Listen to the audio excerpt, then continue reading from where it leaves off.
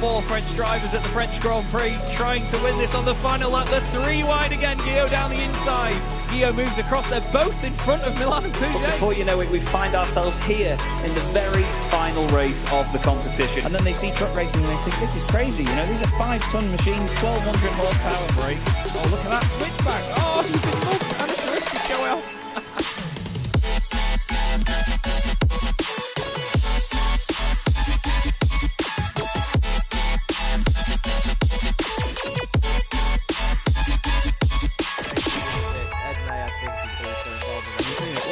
Back there. 13.5 minutes gone. Senna Lanson tries to go for the race lead.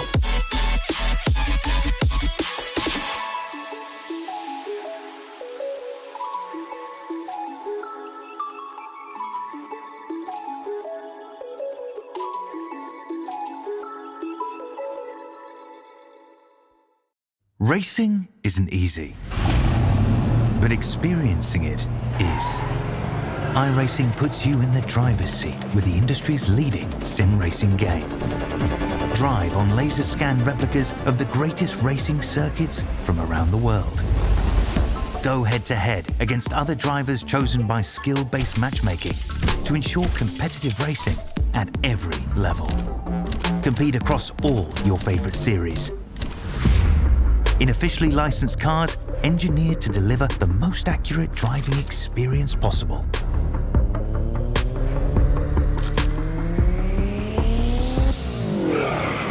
Join a race or host your own with players from across the globe. Race against the computer or in a league with friends. Feel the thrill behind the wheel. Visit iRacing.com.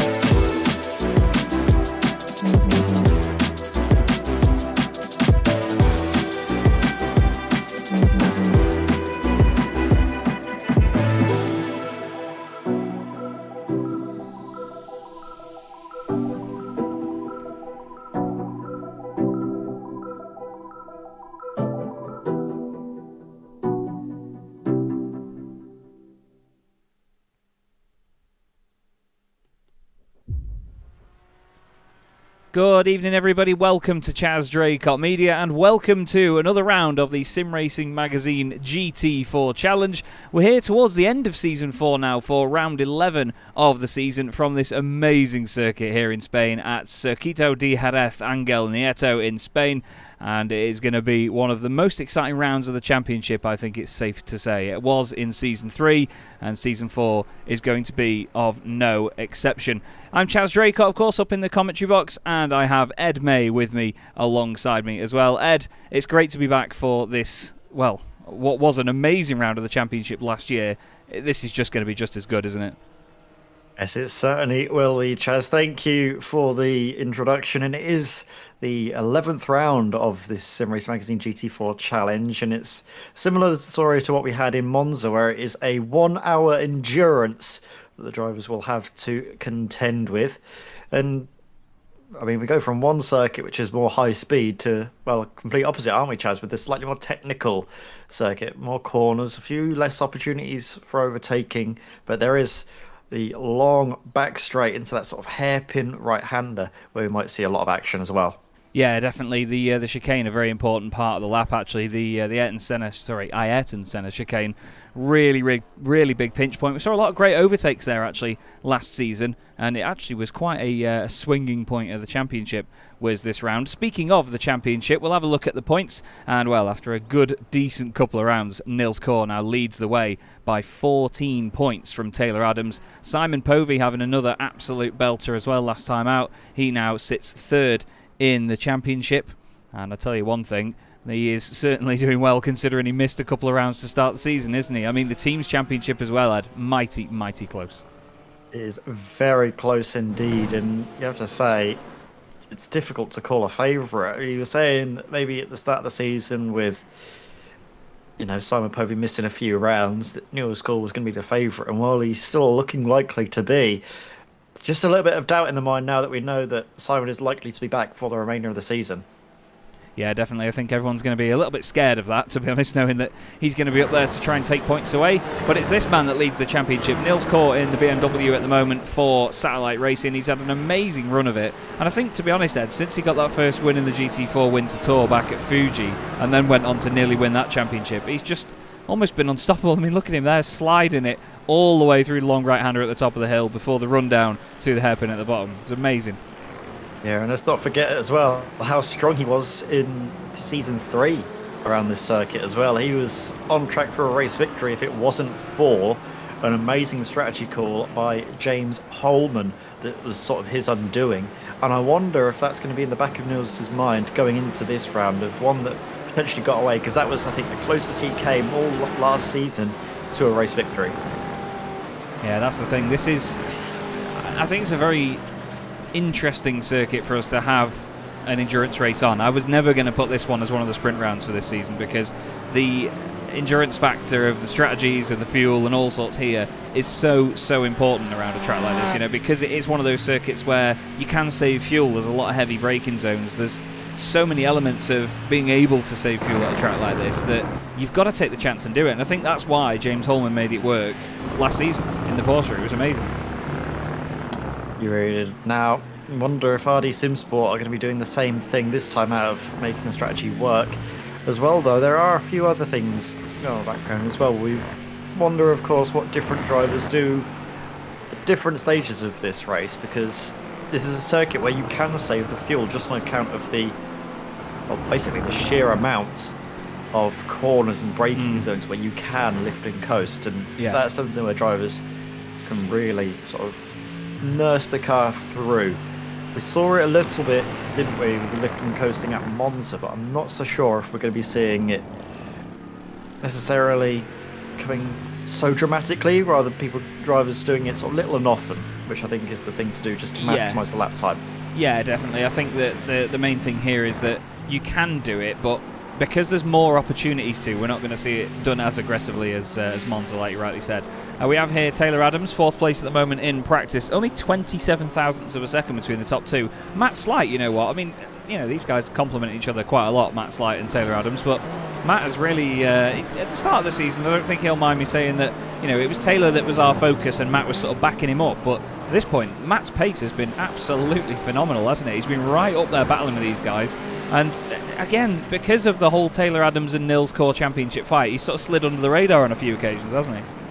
Yeah, he has, and I think the reason was just because at the start of the season he didn't quite find the rhythm. Now he's starting to come into his own and really get to grips with that McLaren. It's a very difficult car to maximise the lap time from. It's one of those that's got a slightly steeper learning curve than some of the other cars, just in the nature of the car, the way it can sometimes break away. And we did see that actually illustrated perfectly by Taylor Adams at Lebanon, didn't we? Where he was just struggling a little bit to keep the car under wraps, breaking away from him and seeing him lose out twice. As I say that, Taylor Adams seems to be getting more familiar with the car as he now goes third fastest in this practice session. But again, it's just the drivers' first time out in this championship, and also just getting to grips with the cars as well. But we see throughout the course of the season the development of the talent that we have on offer here in the Sim Racing Magazine GT4 Challenge.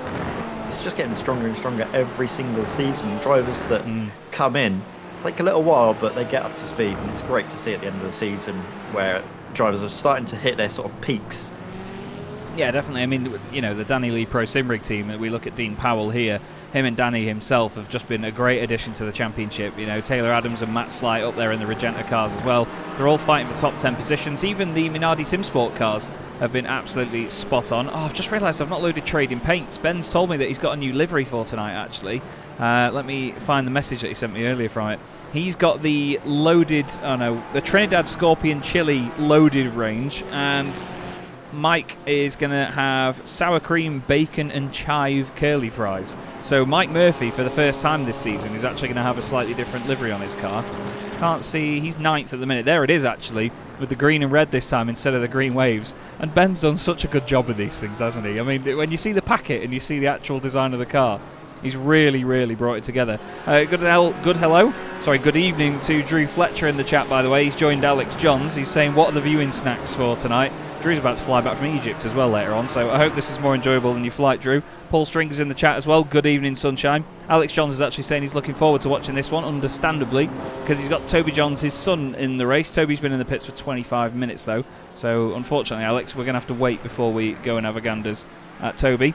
A quick shout to the championship sponsors as well, by the way. Oris Digital, Crockery Direct, Derbyshire Holiday Homes and Bespoke Shelters as well. Thanks, as always, for your support for the series. And before we know it, Ed, it is now time for qualifying. And to be fair, I think it's going to be a safe bet that Taylor Adams and Matt Slight, yep, look at that, right on cue. First car out of the pit lane is Matt Slight. Taylor Adams a little bit further behind, though. But I don't think, to be fair, he's going to be too affected by that, is he? They'll catch up to each other on this outlap and then bunch together and use the slipstream to their advantage. Yeah, definitely. Although this is a circuit with the slipstream, maybe not as important here at Monza. Obviously, you can still get a few tenths here and there, but I imagine the drivers might focus a little bit on getting clear track space at the start of the session, get the laps in, and then if they need to chase a few sort of tenths, hundredths of a second, then they might employ the use of a teammate just to help out. Yeah, that's the thing. I suppose we saw a few drivers and teams doing that at Monza, didn't we? Because it is such a slipstream heavy circuit, they just got the lap in as soon as they could. Then they tried to team up with one another to make the most of using the slipstream, of course. Hope you're all enjoying the onboard cameras tonight, by the way. For another league that we broadcast here on Chaz Draycott Media, I changed the motion blur and the depth of field on some of the onboard cameras, and it just, I don't know, it added so much more to it, the fact that it adds a bit of drama and movement to them. So we tried to enhance that for this evening and moving forwards. We've also got, we haven't looked at Mr. Povey yet, and the Spontex CDM Esports pink machine. Simon really did get ripped to bits for the gold livery that he had at the start of the season, bless him. So he's strangely not been ripped as much for the pink, but he's been making it work, hasn't he, at the front of the field? He's won how many races now in the last 4? I think he's won 3 of them, hasn't he? Because we had, 2 at Le Danon. He won both races at Le Danon, and then, no he didn't, sorry. He won round 7, which was at Spa-Francorchamps. Then he won round 8 at Le Danon, finished 3rd in round 9 at Le Danon, and then last time out at Monza scored maximum points as well. In his 7 race appearances this season, he's been on the podium 6 times. So, a hell of a record this season for Simon Povey. Yeah, very much so, and that does make you wonder, of course, if he can mount a late championship charge. Of course, his main rival does have a huge amount of points in Nils Call to him. I think it's close to 40, isn't it? I think the deficit. But with, 4 rounds to go and a couple of sprint rounds as well in the mix, does mean that there are more points on offer for Simon to try and close that gap to Nils Call. But Nils knows what he needs to do, and if he can just score podiums in each of his races from now to the end of the season, doesn't need to win, just score podiums, and he should be fine. That's going to be a slight interruption to his flying lap. Another BMW, this one of Christopher Smith, Ferrari Simsport, just struggling a little bit. It's very rare to see a BMW lose the rear end like that. Yeah, it's not really a car that's ever really that unstable, to be fair. It seems to be the safe bet out of all the cars, doesn't it, really? Compared to, it's not always had all of the strengths to outbalance something like the McLaren or even the Mercedes. I mean, I'm so surprised to see so few of the Mercedes in the field for this season. James Holman's definitely flying the flag for it. John Roberts has got some points as well. Philip Hopley's actually scored a few points this season as well, which has been good to see. And we once again find ourselves at a round where we don't have the full field here. There's a few missing tonight, but it's just the perfect opportunity to score points, isn't it, when not everybody's here? You've got a few less competitors to worry about, and it's just a bit of a no-brainer. It's strange to have that for an endurance round, though, because normally we see that for the sprints, don't we? Yeah, usually. Again, sometimes drivers maybe are busy, prefer not to do this. I mean, every driver's doing this in their spare time, so maybe if they're not too happy with the circuit, they might give it a miss, might have other commitments as well. So we understand that, of course, but you say the drivers that are here, it's a no-brainer, isn't it? Because you have an easier chance of scoring points, because I believe it's the top 20 that score points in these rounds, isn't it? So it's just easy for them to get on the board and make up some places. Yeah, there's a big range of scoring points. I mean, we've both seen in our time championships separated by 1 point, even sometimes by less than 1 point in Formula 1. In the instance of, I believe it was Niki Lauda a long time ago, won the championship by half a point. Matt Slight's gone fastest, 21 thousandths of a second ahead of Simon Povey, but everyone else at the moment, I mean, there's only 4 more times on the board, but Simon Povey was a second ahead of John Barnes. Now Danny Lee and Dean Powell, the 2 teammates who we were just riding on board with then, just gone up into 4th and 5th places. James Holman has plunked the Mercedes 3rd. Mike Murphy, the highest placed BM at the moment, in 7th. Whereas Nils Cor, he's actually just crossed the line and gone 3rd. He's over half a second off Matt Slight, though. And I'd argue now, if we go to Matt Slight and we go to the left rear camera on this car, we're going to see his teammate Taylor Adams behind him. No, we're not. Okay. Well, it's a good thing I'm not a betting man, isn't it, Ed? Because Matt Slight is all on his own at the moment, by the look of it. Where on God's earth is Taylor Adams and all this? He's actually ahead of him on the circuit. That's what I was talking about earlier is that the drivers, maybe at the start of a session, will just prioritise having the clear track space. Yeah. Just to get those laps in, because the slipstream is not as crucial as it is at Monza. And then maybe if a driver's not quite up to speed, they'll get together and try and help each other out. That was what a few drivers have done, I think, in previous seasons gone by. I think we've noticed it particularly with the Spontex drivers. They try and do separate laps, and then towards the end of the session they sort of come together, don't they, with Dominic Brennan and Simon Povey. What, these little sausages?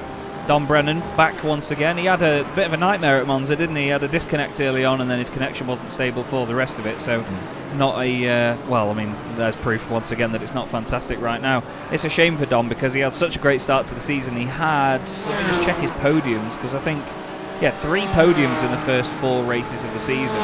Since then he's been inside the top 5 every time we've had him, but he was, well, missing for 2 rounds, didn't score last time. That's dropped him down to 8th in the championship, so he's really not having a good run of it now. But I mean, look back a few rounds earlier, and he was a championship contender again. Because let's not forget, in previous seasons, in the winter tour, he was fighting with Nils Gore for the championship, wasn't he?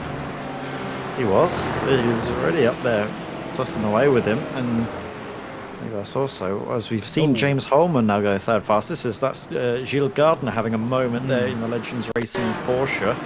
Let's have a look. Is it just the rear end breaking away? Curb got him. And it's gonna. Oh, it doesn't even snap. Touch. Yeah, it doesn't even snap round the other way. It just clips the barrier, and that's that. He's going to take that back to the pits. We've also had Dean Powell off the road. He's got Kyle Ridley behind him. We've not looked at either of the Win It or Bin It Racing BMWs yet. Kyle and Stephen both going quite well in this series actually at the moment. Just looking for where Kyle is, because he's been right amongst it. Kyle's actually 6th in the standings. He's ahead of Danny Lee in the championship by 11 points. And even then, he's another 5 points ahead of Dominic Brennan. So Kyle, as we've said, has been really benefiting from the sprint race rounds, hasn't he? He's been playing the game, finishing inside the top 10, getting a decent reverse grid, and then just scoring big points from there. It's been awesome for him. I believe he had a decent result at Monza, if memory serves right. I remember him up in the order there for a good result in Monza, which also scored him some good points, which is why he's seen such success as well. Yeah, 14 points at Monza. So he scored 14 at Monza, then he had 16 in round 9 at Le Danon in the second race. And again, second place in round 6 when we were back at the Red Bull Ring. And he's actually had a podium finish as well. Round 3 of the championship. That would have been Daytona. Yes, because he had an amazing fight at the end of the race, didn't he, at Daytona, to get that podium position. It was absolutely awesome fun to watch that one. I really do miss Daytona. I wish we could just do a round there every week. Povey's just gone quickest by 0.16 of a second to 48.403 for Simon Povey. So he is absolutely on a mission as always. We've got 2 BMWs completing their laps. Dennis Van Beelen crosses the line. He and Christopher Smith are the only 2 drivers not to have set a time so far out of the 26 that we've got. Povey's come straight back out the pits again as well, Ed. He's literally just pulled the car over, as we saw there, jumped back in it, and off you pop, sunshine. Straight back out. The track temperatures, because maybe the drivers find the tyres are overheating a little bit. Thank you very much. 32 degrees, so a little bit toasty. Not the warmest we've seen, but certainly going to be a factor for the drivers, especially an hour on this circuit with the track fairly warm. And quite a sort of high abrasion circuit as well. Lots of corners where the car's heavily loaded. You've got the braking zones as well. Loaded. Really load up the fronts. There we go. You said loaded while it's got that on it. Well, that's not a great explanation. Loaded while that's the main word written down the side of Ben's car. It's weird to see this car not white and a very pretty colour. It's so weird to see it in black and red. That's one of the downsides of changing liveries every week. He'll go off in the background and we won't know who it is. I'll be trying to figure out who's who. Never the easiest for a commentator when the liveries change so dramatically, but we'll do as best we can. John Barnes, now he's currently up in 12th place. Not the best, not the worst for John. Obviously, we know how capable he is in the race, but he's going to be looking, I think, just to get inside the top 10, see him in good stead for the race. We do know, of course, the drivers like to prioritise the early phase of the race just to get into a rhythm, stay out of trouble, and then go for it. As Matt Slight closes the gap to Simon Povey, but not by a huge amount, as dearie me, that BMW is really struggling in that final corner. Yeah, you can see a big difference. Just very weird, wasn't it, just to see the rear end spin around as Ben Chalcraft, just up ahead, had a very similar moment to what we saw from Christopher Smith, wasn't it? His name escaped me. Yeah, Christopher Smith. I was going to say there was a big enough difference to the BMW directly in front of John Barnes as well. I think it was one of the Win It or Bin It cars. But then the fact that Ben's had that moment as well really does show that sort of big backside that it's got about it. You know, it doesn't like to swing it around very much, does it, the BMW? Which is weird because so much of the weight of that car is at the front. Stephen Burns is now having a bit of a moment as well. He's decided to pull that over. I think he'll just whack it back to the pits, and off he goes. Mark Johnson back again in the Aston Martin. I say that like he ever changes from the Aston. He loves this thing. He didn't used to. He's got a bit more acquainted with it recently. He crosses the line. He was 19th before that lap, and he goes all the way up to 13th actually, 1:49.444. But still, it is Simon Povey ahead of this man, Matt Slight, second fastest at the moment, looking for a front row start once again. Taylor Adams down in 6th. Rob Sharp is up in 7th. What colour's Rob's car this week? He said it was going to be gold, didn't he? Oh, it looks fantastic for it as well, doesn't it? Someone's just had a colossal moment there. Who was that? Was that Andy Marston? Oh, it's the boss. Don't show him. Don't show anyone. Ignore it. Didn't happen. He's just letting everyone else have a chance. That's what he's doing. He was distracted by the gold on. There we go. He's distracted by the gold on Rob's car. That's what it is. I do love this Auberis car though. It looks absolutely phenomenal. I don't know if I prefer the gold to the green though, you know. I really like the green. I didn't like the purple as much. You're going to say you like the purple now, aren't you? I really like the purple. Yeah. I was a big fan of the purple. Any colour sort of looks quite good with that livery because it's not major, but it's sort of like a nice striking accent. And the change each round is very nice. I'm a big fan of it. I really like Martin Kenyon's livery as well, the Spirit of Yorkshire racing machine. This is important to see, actually, practicing pit lane entry here, because let's not forget last season, I think, was it Guy Edwards and Christopher Smith, they ran into each other on pit lane entrance, didn't they, in the previous season? There was contact between the two teammates on the way in, and they got an unsafe pit entry because of it, so they lost a load of time as a result. God, you've got some memory, you have, Chaz. That's it's just come like an elephant in more ways than one head. I'm round and I've got a good memory. Hey, don't you start with that. This is a family broadcast, Ed. This is family friendly broadcasting. It's not after 9 o'clock. You can't say stuff like that. Well, we'll be in about 50 minutes. Then we'll see where the night will go. Anyways, moving swiftly on. Still got a qualifying session to go, and the drivers have come back out. Simon for his first attempt on sort of fresher tyres. He's been warming up to it, and already I've seen purple sector for him. So, as if on cue, taking our focus fully back to the racing and the action out on the circuit, Simon Povey now. You can follow him on board and just see what it takes to get a fast lap around here. Well, when you've not got Jacques Villeneuve down your inside, that corner is a lot easier when you're trying not to crash into him. I can tell you that for free. But Simon, as always, I don't know how he gets this McLaren to look so smooth, because it's a very pointy car, it's a very oversteery car, but you can hear a bit of it there, a little bit of scrub from the rears as it tries to break away, but that's one of the more pivotal parts of the circuit, isn't it? The sort of triple apex left-hander, very difficult to keep the car balanced around it. You're going to see a lot of moves actually into the right-handers that follow, because of the fact that people are going to get the run on the exit. The car slow in front, that's Toby Johns and the McLaren. He's got the two Pro Simrig Aston Martins going through. I love that chicane. I really do like the centre chicane. I'm so glad that we get to run that as the Grand Prix circuit. Simon's decided to, he's decided to back out of that one. Interesting. He's probably timing it. He's going to only have one more attempt at a fast lap, so he needs to make this one count. With Matt Slight and Nils Cole will be looking to improve later on in the session. Nils Cole goes across the line, does not improve, but we're able to do one final flying lap. And the drivers are able to finish the laps that they are on, because this is not a heat race, this is just a standard qualifying into a race. So the drivers, once the checker point falls, can complete the laps they are currently on. Yeah, that's the thing in the heat racing. It's a completely different kettle of fish, isn't it? As soon as that session hits zero, that is that. So you've got a hard cut-off instead of knowing that you've just got that little bit of leeway in sessions like this. I wanted to look at John Roberts' Mercedes AMG GT4. Lovely livery on this thing. I always compliment it because, let's face it, it's possibly one of the best looking cars in the field. He's currently in 24th place, just behind fellow Mercedes driver Philip Hopley. Toby Johns in there with them as well. And Gilles Gardner back tonight as well for Legends Racing in the Porsche. It's good to see Gilles back with us again. His teammate Mark Johnson is currently up in 14th position. But again, I mean, you look at maybe the top, I'd say probably down to, well, I mean, every single name I move down. I mean, you could look at Paul Goffin, 17th. Potential for a race win if Paul keeps it on the straight and narrow. Like, everyone ahead has been right up there all season. Kyle Ridley even, you know, he's 16th at the moment. Shows you the pedigree and the talent in this field. You mentioned it at the top of the broadcast, Ed, that it just improves week in, well, not even just week in, week out, but season in, season out. And every single time, you never know how the top 10 or 15 is going to be, do you? Because it just shuffles up so much. You really don't. It's so difficult to get to grips with. There's Matt Slight on that last lap just did a purple final sector. Means that he most likely got a very good exit out of that final corner and is going to be starting his final lap with a little bit of pace in the tank. Because Danny Lee later on was actually trying to maybe get into the pit lane and then run a little bit too deep. Simon Povey just followed it in. He's not going to be improving. His teammate Dean Powell does improve and goes one better into 6th place, usurping Dominic Brennan, who goes down into 7th place. But Dominic, I think, is still on a lap, so he could improve as well. Just following now, Mark Johnson's for Legends Racing. There's Barney. Over the line. There's Barney waving his flag. Great form on the flag waving as well. I was going to say, I've never seen him wave it like that. Normally it's a really aggressive figure of 8. That time he was doing a bit more of a sort of wiggle with it. I like that. Go Barney. Is Matt Slight going to do another purple sector on this lap? I'm not sure at the moment. He's had no improvements on this current run. Taylor Adams has just improved in the final sector.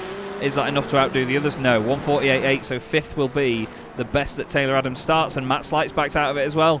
Matt Slight pulls over, and that is the end of his session. So it's looking like, unless we have a deep dive from Dominic Brennan, who has only done one green sector here while he blinks in and out, it's looking like another pole position for Simon Povey, and that will be 4 in a row now, because he did it round 7, did it round 8, and then round 10. Obviously round 9 you don't get a point for getting pole position. Paul Goffin crossing the line, no improvement for him. Dominic Brennan next up. Is that middle sector enough? He only needs to get 5 thousandths to be ahead of Dean Powell. No, it is not.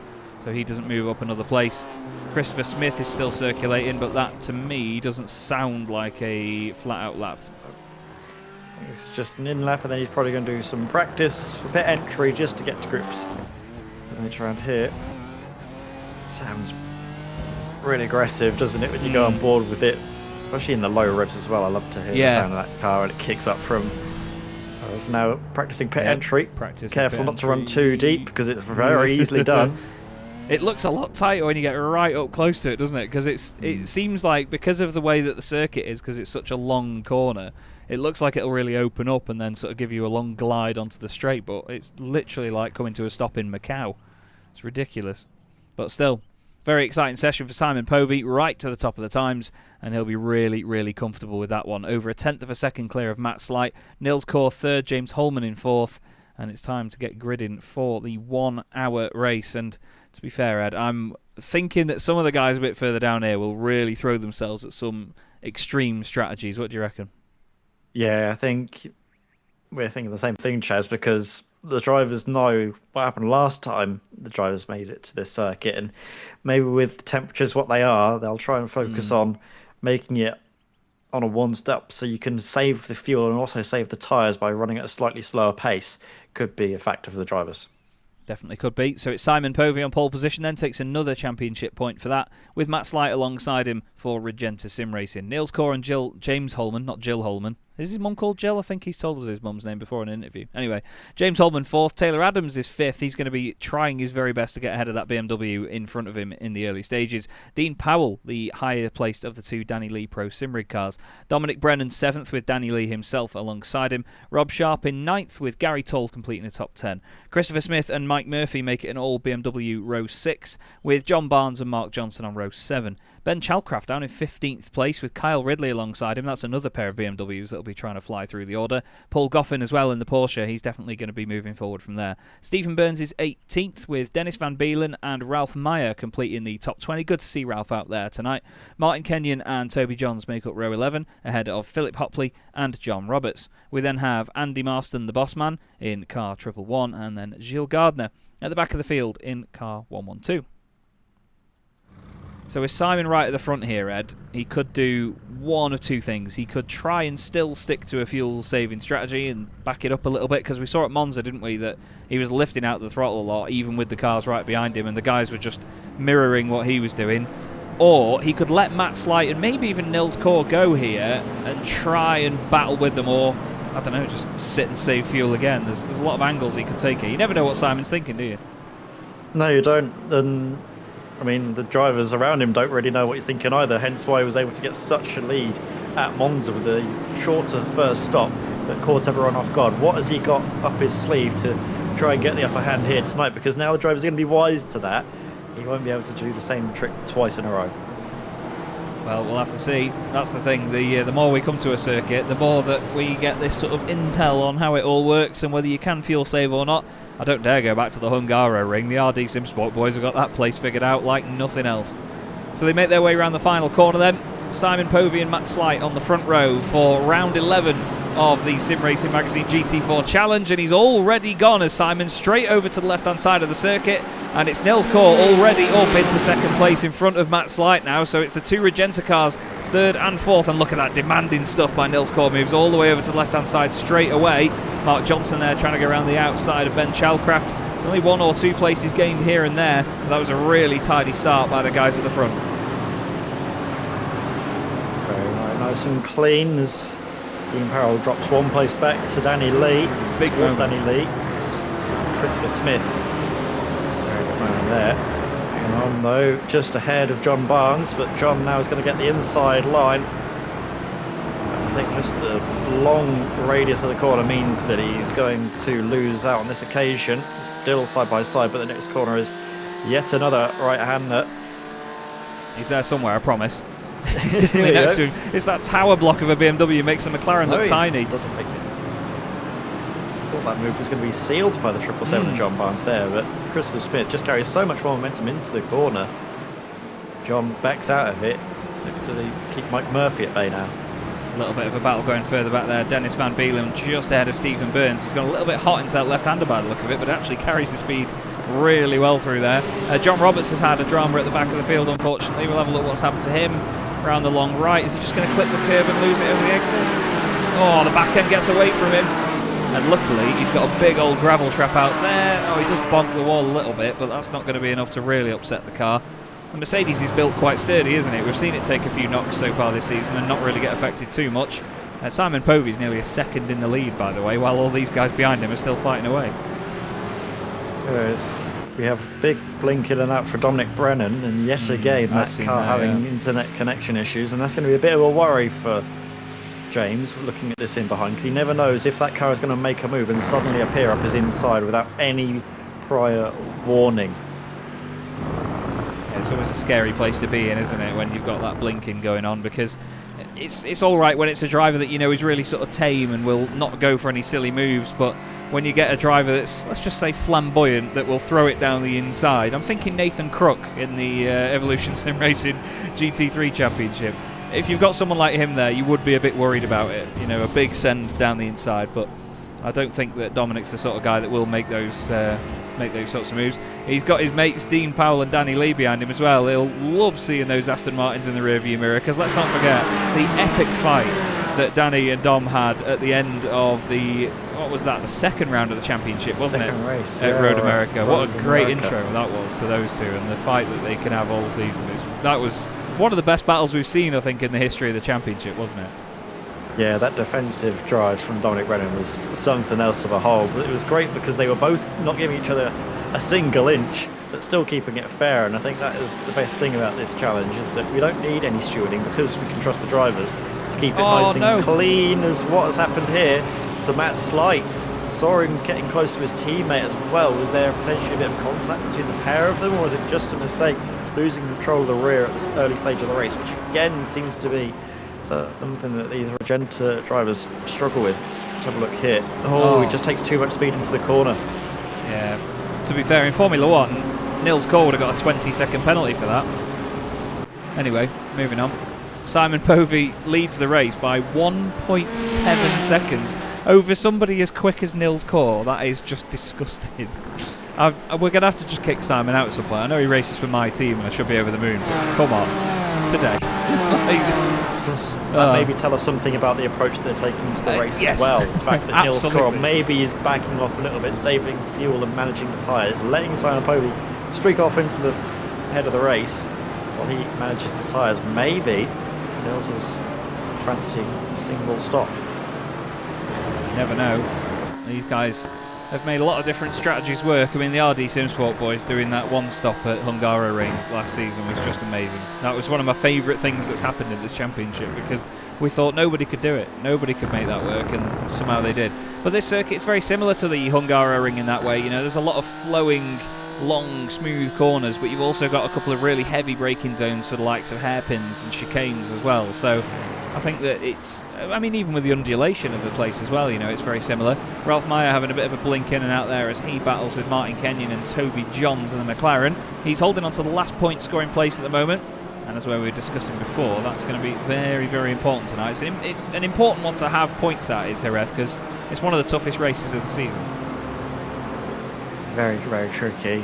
Demanding for the drivers both mentally and physically, because as Ralph Martin nearly gets into the back end there, Martin Kenyon is just saying, because the corners come at you thick and fast, it does put a lot of strain on the drivers' arms, especially if they're using direct drive wheels, just because of the force that you have to put through each and every corner, especially those sort of chicanes where you've got that quick direction change to negotiate. For the moment though, on board with Toby Johns, who just sits outside of the points here, but can see they're well within his grasp. A little bit of action up ahead as well. As looking up the inside goes Ralph Meyer, but a run. Martin Kenyon sounds better of it. Is he going to fancy it up the inside? Here we go. He's got the overlap. He's now well and truly alongside. Does he have the confidence on the brakes to make moves stick? Again, keeping his car firmly up on the inside and making that move with a little bit of argy-bargy on the exit. I think he just expected. I mean, he's blinking in and out quite a bit now. They both were at one point as well. But I was expecting that Toby would have had the overlap completely gone. It sort of caught me off guard that they made a bit of contact, and I imagine it was the same with them. Simon Povey now leads by 2 seconds, and I can tell that Nils Corey is trying to save fuel here, because he's just lost 2/10 in the braking zone alone for that hairpin. We'll go on board and we'll listen to what the BMW is doing, but he's got 1.5 seconds over Taylor Adams, so I think a bunch of these boys are going full fuel save, and Simon is, well, as we've seen, going absolutely flat to the mat, isn't he, once again? Yeah, he is, and maybe that's the difference in strategy. Simon has the confidence to be able to keep the race going and build up enough of a gap without needing to fuel save and manage and take that extra pit stop in his stride. The amount you lose for a pit stop isn't as great here as it is on other circuits, just from the nature of pit entry. You sort of take a nicer, tighter line through that final corner, you won't lose so much. And I think actually the speed limit in the pit lane isn't too long either. No, it feels like a really long pit lane here though at Jerez. Even though it's not the longest start-finish straight of any circuit we go to, it just feels like it takes forever. This is the Spontex CDM Esports unwashed car of Gary Tall in its sort of second iteration of delivery. This isn't the one that's covered in hair like the one that was appearing at Laguna Seca at the start of the season. This one's a bit more pixelated dirt that we had to do. We've obviously cleaned all the logos on it, but Gary has remained with the darker wheels. It's been good to see that he's actually sorted out his technical issues as well. He was saying earlier in the Discord, actually, my PC will probably take me out at some point, but I don't think it will. I think he'll be alright.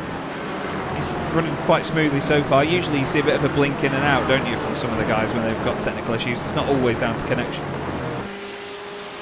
Yeah, it doesn't seem like it at the moment in terms of any issues for him. Going on board with John Barnes. Just sitting outside the top 10 for now. Got Christopher Smith up ahead in the RD Simsport BMW. That block of flats you can see in front of the picture now. Here at present. You see the closing speed they have into the braking zone, and you wonder, of course, how these drivers are going to be approaching this. Obviously, I think John Barnes content to stay behind for now and just manage his race, save the fuel, and also try as best he can to look after the tyres. So do is a little bit more of the tyre following the tracks of the car ahead, just because you don't have the same aero performance. You need to use a bit more of a mechanical grip throughout the corners. Which is the sort of trade-off you have to sacrifice to save the fuel around here. Powell and Daniel Hay trying to work together. Oh, really monstering the curves. Yeah, really attacking the curves there. And that's something you can do in the Aston Martin, is just attack the corners a lot more than, say, in the McLaren, which is set up a bit stiffer, and especially at the rear end, it has a tendency to sort of just over-rotate on the compression. I was just going to say, it's becoming well, it was a septet earlier on. Now it's a bit of a quintet, but it's actually a sextet because there's 6 of them now. You've got John Barnes on the back of this lot. He's starting to get closer and closer to Christopher Smith, but Dean Powell starting to look like a little bit of a cork in a bottle here as Dominic Brennan starts to move away. But Dom Brennan and James Holman both on pretty decent pace at this stage, and the 2 Aston Martins are staying rather friendly with each other as teammates. Shows you how stale of a start to the race it's been, actually, when the biggest mover in the field is tied between 5-6 drivers, actually, and that's 2 places gained.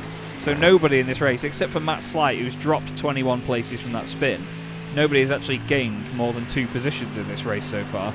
So it's been a very stable start, very clean start, with only John Roberts out of the race. John, unfortunately, sitting in the pit lane due to repairs after his off on the first lap, but everyone else still running at this stage, and we are already 10 minutes in here at Jerez. And if we're going to see any fancy pit stop strategies, people will start coming in soon, I imagine, as there's been a big send down the inside by Ralph Meyer. I think, yeah, the inside on Ralph Meyer there is, I think that is Toby Johns just getting up the inside on him. Toby Johns and Ralph Meyer have been... Actually, no, it was a send by Ralph Meyer. Yeah, I think he went a bit deep of the battle, wasn't it? I thought we were seeing Toby Johns make the position, but yeah, he just ran too deep. And, well, you can tell that Toby was wise to it and just took the slow method in and the fast method out just to keep hold of that position. It shows good racecraft from Toby, though, doesn't it? Because let's not forget, except for that curve there, he started with us here at Sim Racing Magazine and obviously was part of the Cours au Mans event when we raced at Le Mans in the Porsche 991 RSR, and since then he's just been getting quicker and quicker all the time. Got a battle going on here between Mark Johnson and Ben Chalcraft. Hopefully those crisps not too spicy for Mark on the outside. Ben tries to carry that BMW all the way around. Mark's going to have the inside line for the next right-hander. Oh, moves over to the left a little bit though. I don't think he needed to come quite that far over, but he wanted to open the corner up. Ben gets a decent run actually out of that hairpin, but not enough to make up for it as they go around the triple apex left-hander. Actually, no, that's a little bit later on in the lap, isn't it? This is where they go into the right-hander up at the top. This is over a crest as well, so it's not easy to get this right, because as we saw with John Roberts on the first lap, even in these not so highly powered GT4 cars, the rear end can still break away from you. Yeah, it's easily done, isn't it, having that rear end lose traction. I've seen numerous drivers struggle around here, so something in the forefront of their minds. There's a little bit of a wiggle there from Mark Johnson, not just on the exit, onto the sort of painted exit of the corner, where it did struggle a little bit just to put the traction down. As I think we've just seen Danny Lee get up ahead of his teammate Dean Powell. Is that maybe some team orders going on? I'd think so, yeah. Danny's had a little bit more pace than Dean over the last couple of laps, and maybe a mistake by Dean. We'll have a look. But I think he's probably just let him through in an easy place here. He's gone very wide through there. I'd say that's choreographed. I'd say that's very choreographed. Yeah, look, he just dabs the brakes a little bit, lets him back in front. They did really well there, actually, because they didn't lose much time from that at all, did they? No, they did time it very well, actually, just because of the way that when you're going through that corner, to go wider gives a teammate another uninterrupted line up the inside, and then you can brake a little on the inside to keep yourself defending from any cars behind, while also letting your teammate pass you on the outside. There's a puff of smoke up ahead. Is there a moment that you for Dominic Brennan? No, seems fine. I'm just a bit curious why there was a little bit of dust kicked up into turn 1. I don't know if that came up on your screen as well, Chaz. By the look of it, Ben Chalcraft and Kyle Ridley have both passed Mark Johnson. That's all I know. Doesn't look like there was any other... Oh. Yeah, Mark's gone off there at the final corner, and yeah, there was no move after that, so not quite sure there whether one of these guys just ran a little bit wide on the exit, but Mark just going a little bit too hot into the final hairpin. And Rob Sharp now finds himself having to think about 2 Aston Martins in front, but also fellow Porsche behind in the form of Gary Tall. Now, when you've got equal machinery to the guy behind you, it sort of puts a bit more pressure on you, because you know exactly how the car can perform, I should say. And it's easy to realise that you may be being a bit lenient on the brakes, maybe being a bit soft on the throttle. And when you know that you're not quite pushing it to its limit, I mean, look at Gary Tall closing on the brakes there.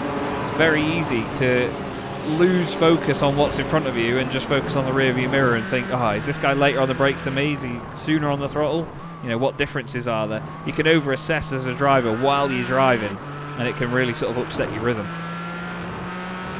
Yeah, you can. So it's just best to try and clear your head as much as possible and essentially just go with the rhythm of the race that you're in. And a lot of the time, the best drivers are able to do that, aren't they, Chaz? They're able to sort of not get too in their own heads about the battles they're having to face and just think, right, this is the plan at the start of the race.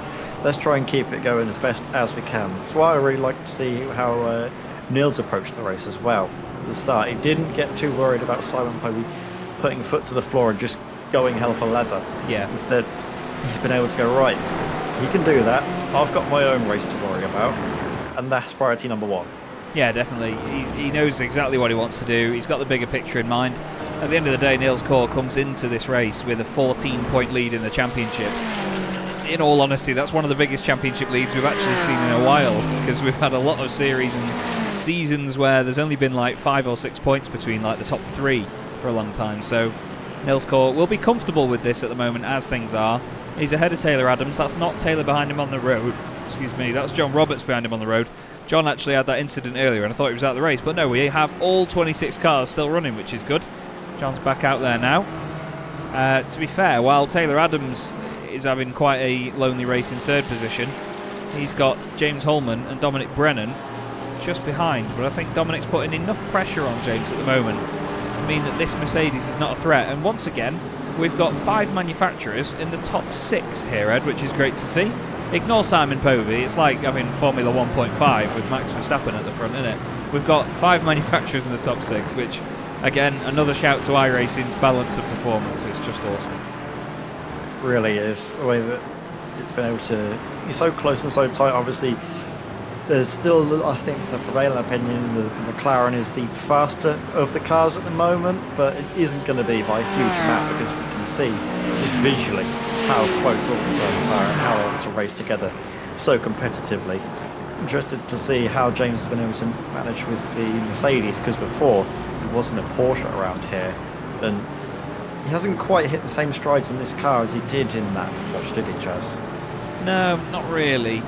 He sort of hit the ground running as soon as he chose the Porsche, and then it's not quite been the same this season, but he's been going for it, and that's all we can ask from him, really, isn't it? You know, there's so many great drivers at the front of this that when they do get in a rhythm with a car, you can imagine it is ridiculously difficult to suddenly change that again. We've got a great fight going on here, by the way. We've got Toby Johns defending from Matt Slight and Ralph Meyer coming in on this as well.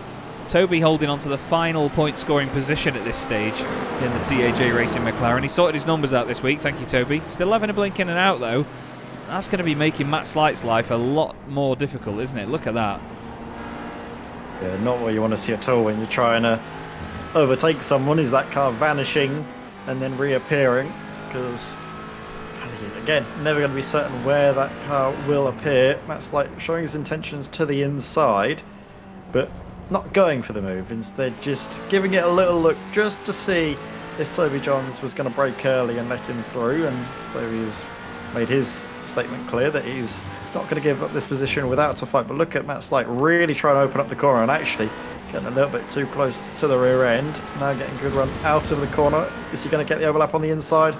Yes, and there I think. Oh no! Ooh, he runs too deep and nearly collects and takes out Toby Johns. Toby nearly as well losing out there to Ralph Meyer, who saw, I think, all of that happening for a mile off. Yeah, that was a little bit scrappy that from Matt Slight, in all honesty. He sent it down the inside, fair enough, but didn't get it stopped. It looked like it got into the ABS, and Ralph, to be fair, went really wide as well. There was a little bit of a moment there on the exit with Toby Johns too, but yeah, a little bit messy that from Matt Slight, unfortunately. Toby now still trying to defend from Ralph, and loses out that place as well. That's for 21st though, so that's no longer a point scoring position for either of those guys. But they'll still push on and try and do what they can. Powell lost out to his teammate Danny Lee, wasn't he? That choreographed teammate swap. But now they haven't really been able to make any ground on Dominic Brennan. I think that was the intention, but it just hasn't come to fruition, and I wonder if it's maybe just a case of them trying to manage the race slightly differently. As Rob Sharp, he had a little look, didn't he? Just a tiny look up the inside of Dean Powell. Not the biggest, but still enough to let him know that he's there and to maybe cause Dean to defend. Of course, by doing so, they are losing touch a little bit to Danny Lee up ahead. That gap has now just gone over the 1 second threshold. Yeah, he's just getting out of any potential slipstream, I imagine. Look at Gary Tall there on the back of Rob Sharp. That's definitely not a second long, that gap. He is right with him. We're just about to reach a third race distance here, as we have the two Porsches battling with the BMW of Christopher Smith just behind. Chris bouncing over the chicane curbs, hoping to get in on this and maybe be an opportunity for him to save fuel as well. So we'll have to see whether he can use that to his advantage a little bit further down the line. But this race at the moment, not really unfolding in terms of strategy yet. There's a few drivers where it looked like they saved fuel in the very opening laps and then have gone for it since then, but Simon Povey, it's very clear, has been pushing like mad. He's quicker than everybody else on the circuit, even now, after everyone's settled in a little bit. 3.2 seconds ahead of Nils Kaur, and he is also 3 seconds ahead of Taylor Adams. Yeah, Simon really in the driver's seat at this moment in time, and I wonder if that's going to affect his approach to this race, if he's just going to go for the two-stop strategy and just essentially try and make it work with the gap that he's been able to build, or if he's going to still maybe try something differently, maybe try another one of his shorter, earlier stops. Maybe we'll see as the race develops what he decides to do, but at the moment in time he doesn't really have to worry too much about strategy because he is in control. He absolutely is. Right up there at the sharp end, starting to drive away over the horizon. Dean Powell still involved in a scrap here. We'll have to hopefully speak to Dean afterwards as, oh, goodness me, John Roberts has had another off. John Roberts has another spin. Something about that Mercedes tonight not agreeing with John Roberts, and he's back to the pits, I'm afraid. And that may be the final chapter of his race done. I think he's maybe tried to, he's tried to get out of the way of these guys. I think he's just dipped a wheel onto the grass up on the inside. Oh, bless him. He's tried to be as good a lap traffic as he can be, and then I think maybe at that point the iRacing spotter came up and said the car was damaged. Rob Sharp's had a bit of a moment here. He's lost a bunch of time to Dean Powell all of a sudden as well. Really has done. I don't know if that was maybe he tried to make a move and then it didn't come off, because now he's really feeling the pressure from the Porsche behind of Gary Tall. Behind him right now with Christopher Smith as well, currently in 10th place. Just looking at all the cars, just absolutely raced by the start-finish line. It's a good shot, that, isn't it? It's really, really nice. Really lovely shot there, but I wonder if Rob Sharp's going to maybe focus a bit more on just trying to not really battle with Dean, but instead manage the race, because I think that was where he started to come undone a little bit. It's just by trying to make those low percentage moves on Dean, those dives from a little bit far back, just upsetting his rhythm and his management of the race, and that allows Gary Tall to maybe get involved. So see, obviously we're getting close to the first pit stops because, well, we're only 7 minutes away from the half race distance, Chaz. Absolutely. And we are currently looking at a bit of a mistake by Rob Sharp, it seems. I was going to say a bit of a strategy battle here. A lot of people playing a reserved card, but Rob Sharp just goes a little bit too hot into the hairpin. This is round 11 of the Sim Racing Magazine GT4 Challenge here from Jerez on Chaz Draycott Media. Thanks as always to our championship sponsors, Oris Digital, Crockery Direct, Derbyshire Holiday Homes and Bespoke Shelters. Always very grateful for the support from all of them for this fantastic series that we get to enjoy week in, week out. Christopher Smith now in the BMW inside the top 10, started 11th, so he's officially broken into the top 10 and we'll be happy with that. Let's see what he can make of these two Porsches battling in front.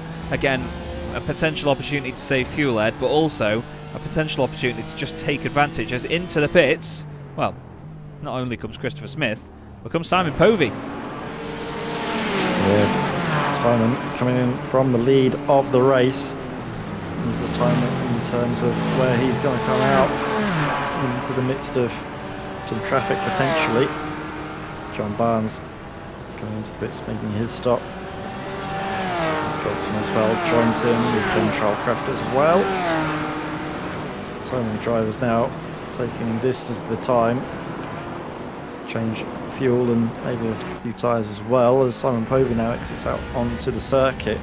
And only 11 seconds. That doesn't seem like a very long pit stop there by Simon. No. Which is interesting at this point because he's put himself into traffic here. He's got Dennis Van Beelen in front of him. And, I mean, he's got 3.5 seconds back to Martin Kenyon. But it's not the clear track that you'd expect him to go for. Other pit stops are looking around the sort of 18 to 23 second mark. There's still a bunch of drivers actually sat in the pit lane now and just leaving. There's Philip Hopley in the pits. There's the Porsche of Gilles Gardner coming down the pit lane as well. He pulls in. It's not a massive pit lane here. Oh, Philip Hopley's gone way past. Either that or he's put it in the rock. Wow, that's probably the most I've ever seen him miss a box by. Where are you going, Phil? Oh no! He's been DQ'd oh, for he's reversing been the pit lane. disqualified. Oh, Philip. Oh, mate. Oh no. It's one of the funniest things I've seen in a while, Philip, but I'm so sorry. But maybe it was one of the first ones in because they can be right on the left there. That's not a great way of saying it, but it'll be on the left-hand side imminently as you come in.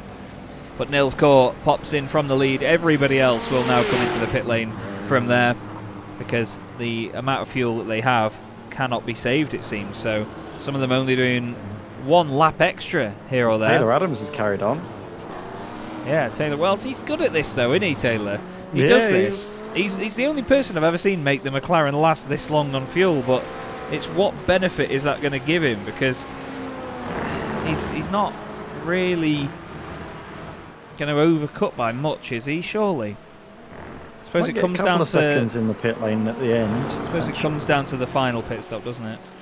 Yeah, at the end, maybe getting a couple of seconds, which could see him leapfrog the driver up ahead, potentially get him an extra position. We'll see how the race develops, of course. I think the driver up ahead from him actually is his rival, Nils Court. So we'll see if that can materialise. But for now, it is Taylor Adams who leads ahead of Simon Povey and championship leader Nils Court. This man we're seeing on the screen now. And Nils is basically just doing all he needs to do for the championship. He doesn't necessarily need to chase down and battle with Simon Povey because that's not who his fight is with the championship yet. Obviously, if Nils was to have an issue later on in the season, Simon Povey scores points on him, gets a little bit closer, a little bit more touch and go, then we'll start to see him fight. But for now, there's no need, is there? No, he just needs to hold on for the points and do what he can do. It's, well, straightforward driving by Nils Court, isn't it? It's just German efficiency. Taylor Adams into the pit lane. I think it was you, wasn't it, Ed, that said fantastic German engineering, driving precision German engineering. Driving precision German engineering when he drove the M8 GTE. Yes, yeah. Lord of Chaos is in the chat saying, afternoon Chaz and chat. No, his name's Ed.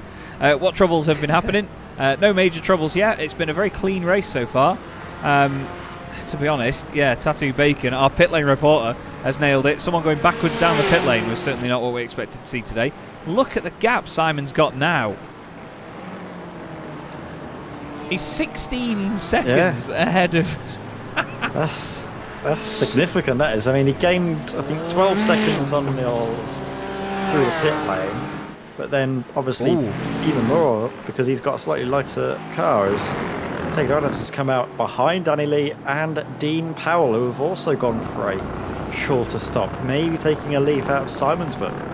Yeah, absolutely. So that's going to upset Taylor Adams a little bit now because he has got to just sit there. And to be fair, actually, these two Aston Martins have both jumped. James Holman and Dominic Brennan as well, haven't they? Holman and Brennan were in 4th and 5th positions. So Danny Lee and Dean Powell doing an absolutely wonderful job at the minute, putting themselves in a position where they can be a bit of a nuisance to these other drivers. And Simon Price in the chat, good to see you, mate. He's asking if Tattooed Bacon was down there reporting. That's why he saw the car going backwards down the pit lane. That would be a hell of a sight, to be fair. I've never seen it in my time in a pit lane or in a paddock, luckily. But yeah, I'd be very intrigued to see what it'd be like from on the ground. Very weird moment, but sadly that has seen Philip Hopley disqualified from the race. iRacing basically doesn't allow you to reverse out on the circuit or in the pit lane, and that is why he's been disqualified. Shame, but do give us a little bit of entertainment, so you know, is what it is. Your services to entertainment are not underappreciated, Philip. We can know that. We do appreciate it. Toby Johns, by the way, was in the pits for a minute and a half earlier. I'm not quite sure what was going on there, whether he had an unsafe pit entry or something, but he unfortunately sat there for a while and has dropped yet more places. We're on board here with Gary Tall, chasing Porsche driver Rob Sharp as well. Right together, these guys, two absolute stalwarts of the championship. They've been in it for a long, long time, and they are currently in the positions that they started the race in, actually, in 9th and 10th. Christopher Smith up the road has gained 3 spots now. John Barnes has gained 2, up into 11th.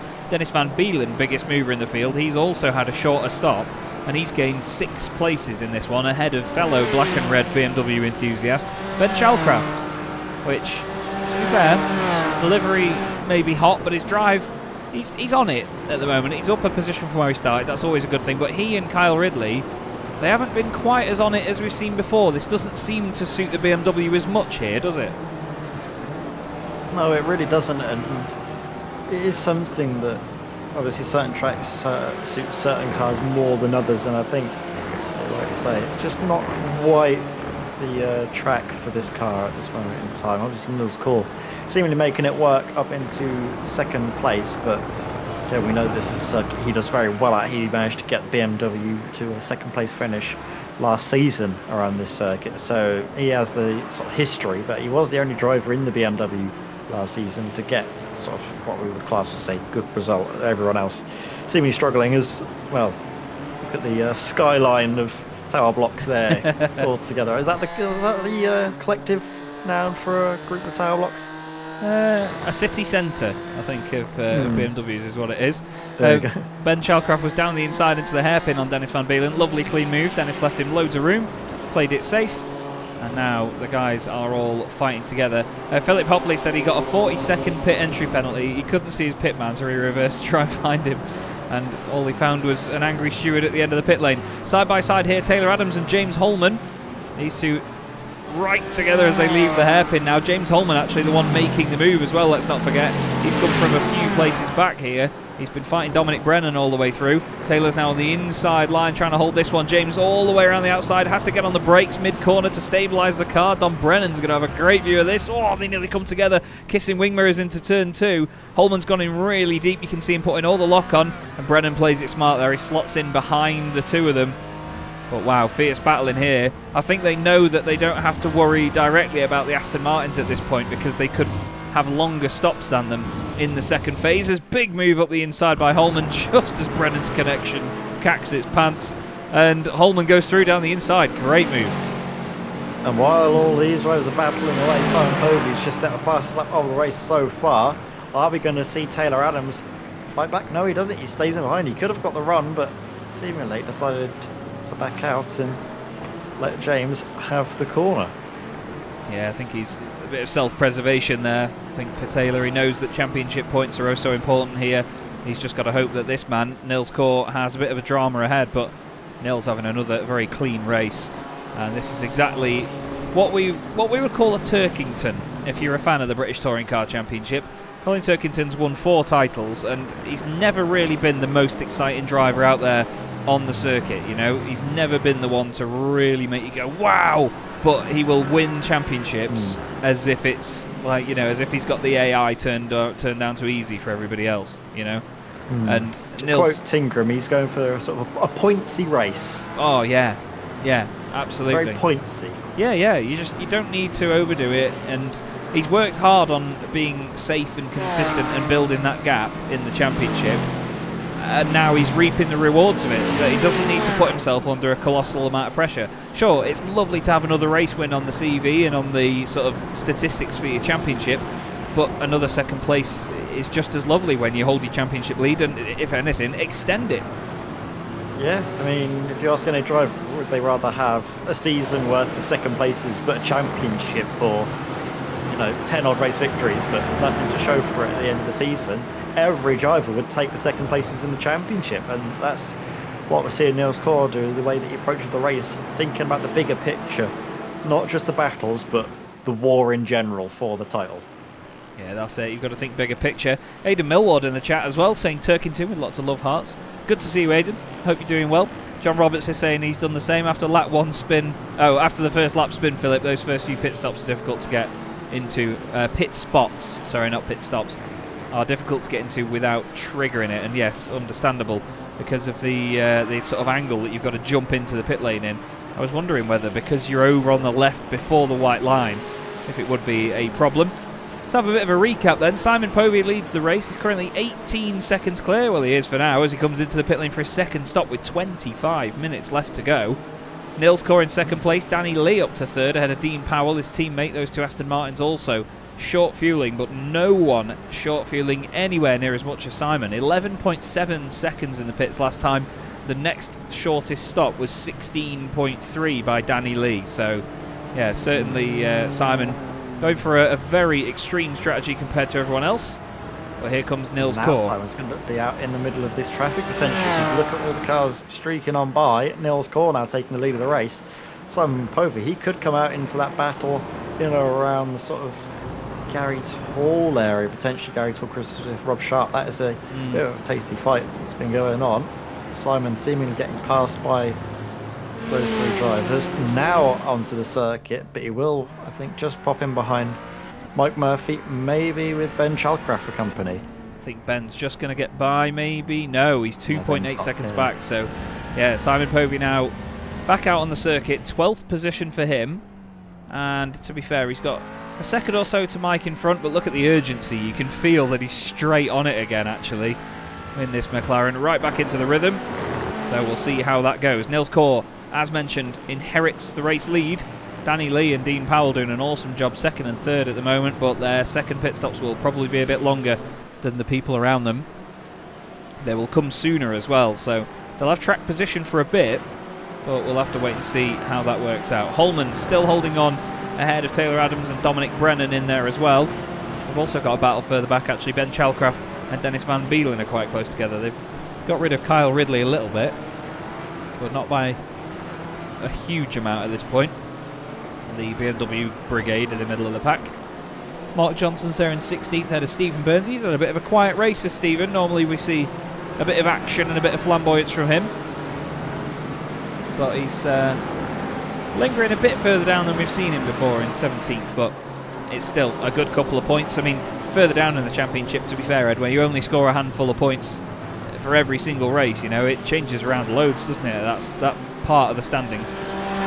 It really does. There's a lot of action at, like you say, that part of the standings. That's in front though, Niels Core, I've just seen, just trying to extend his lead on Danny Lee, and I think with Danny and also his teammate Dean Powell to a certain extent as well, they know what their plan is, and that's just going to be to upset the likes of James Holman, Taylor Adams, Dominic Brennan. I mean, what they could also do, especially if Dean Powell's feeling very selfless, is have a battle with James Holman, slow him down, while Danny Lee is able just to clear a bit of a gap.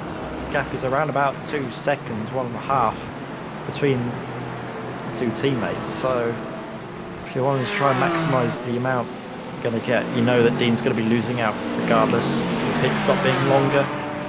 See what you can do. Maybe help Danny to get a gap. Yeah, that's the thing. You've got to be able to adapt a little bit in these races, haven't you? And once you commit to a strategy, you've got to see the first phase of it through indefinitely, regardless of what goes on around you.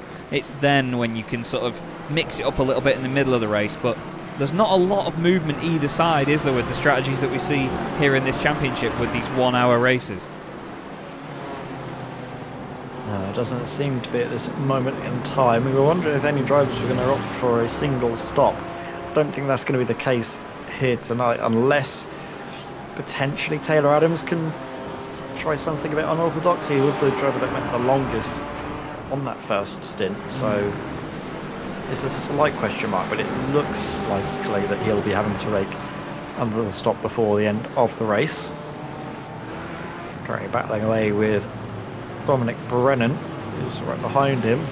Taylor does have drivers up ahead that he can battle with and maybe save, not battle with, but rather use to his advantage to save fuel. I was saying battle because the fight between James Holman and Dean Powell is continuing to go strong. Dean was very close to it there. James is going to hold on to it. Yeah, nice job that by Holman. Dean was trying to scare him a little bit there, I think. But James again, look, big send up the inside. Wow, suddenly the car gripped up loads then, didn't it? Wow. It looked like he was going to go way too hot into that final hairpin, and I thought that's maybe why Dean was trying to get so close to him all the way down the straight, just to sort of show a bit of displeasure at him sending it in. But wow, great stuff by James Holman. That real world experience does come in handy. It gives him such great confidence to send it down the inside on the brakes like that. 4 different manufacturers here right together. Dominic Brennan at the back of it in the Porsche. As again, you can see there, Dean Powell's been learning off his teammate Danny Lee, hasn't he? He's been giving it that little fake to the inside to have a bit of a ganders. Brennan giving us a bit of a blink in and out. Thanks, Sunshine. We'll go on board with Taylor Adams instead, as he sits in the middle of this quartet. You can see that Danny Lee has broken away up the road as well. He's going to be happy with that. He's had a great middle stint, as Danny. Into the final third of the race now, Ed. 20 minutes to go here at Jerez in the Sim Racing Magazine GT4 Challenge. And it's not been the thriller that we had in Season 3, but I think that's because everybody knows what the case is going to be on strategy. Everyone's playing it a bit safe, aren't they? Yeah, I think last time as well, the track temperatures were a lot warmer than they are now, and also we can see a slight amber tinge on the race circuit as the heat is starting to come out. In fact, the track temperature has gone down by a whole 4 degrees. Oh, look at that. Cheeky little move by Dominic Brennan, taking advantage of Taylor Adams' mistake through the chicane. Not an area where you see too many moves being made, but obviously if you're going to have the advantage, might as well press it while you can. I'd like to point out the hectopascal reading of the air pressure, the barometric pressure, making its way down gradually as it cools later in the day here. But my friend Pete Harrod was watching the previous broadcast and pointed out that 3.4 million hectopascals is probably the barometric pressure, I don't know, on the sun, because that is ridiculously high. In aviation, you obviously look at barometric pressure quite a lot to know sort of what the aircraft is dealing with, and usually with hectopascals, I think you're usually dealing with about 1,000, not 3 odd million. So, yeah, it's quite scary, that number, but you can bet that it's definitely not like that. I mean, there's probably 3 million hectopascals of pressure behind Dean Powell right now as he feels Dominic Brennan and Taylor Adams closing in. Danny Lee in and out of the pits now into 19th place, but will be likely to make up more places when those ahead of him make their final stops of the race. With less than 20 minutes to go, we are going to enter the stage of the race, Chaz, where the action does hot up a little bit. Obviously, it's been, like you say, a little bit more of a subdued affair than we were expecting coming into Jerez, but still the opportunity for late dramas. Definitely. Dennis Van Beelen. I mean, look at the huge gaggle of BMWs you've got here. You've got Ben Charcraft just up ahead of Dennis Van Beelen. Mike Murphy is going to be just up ahead of him, and then Kyle Ridley in behind Dennis Van Beelen. They're all sort of together on the same area of the circuit. Yeah, indeed. The quartet of Bimmers. Mike Murphy having a pretty decent run as well. He's only gained 1 place so far, but he's been in a bit of a lonely race. Dean Powell now into the pit lane. He makes it the next one in. Interesting that he went a lap longer than his teammate did, actually, previously. Christopher Smith also coming in. He joins him in the pit lane. And Nils Kaur carries on at the very top end of the order. You're absolutely right, though, Ed. It's a little bit later in the day here at Jerez, so we do have that sort of golden tinge to it. It is 20 past 5 in the evening. Well, late afternoon. We are actually looking at a poll to move back the start time of the race at Motegi, which has also been renamed recently, I've found out. We've got an endurance race there later in the year. It's always good for a night race, is Motegi, but I think we're going to race into the night. It's called the Mobility Resort Motegi now, instead of Twin Ring Motegi, which I find really weird.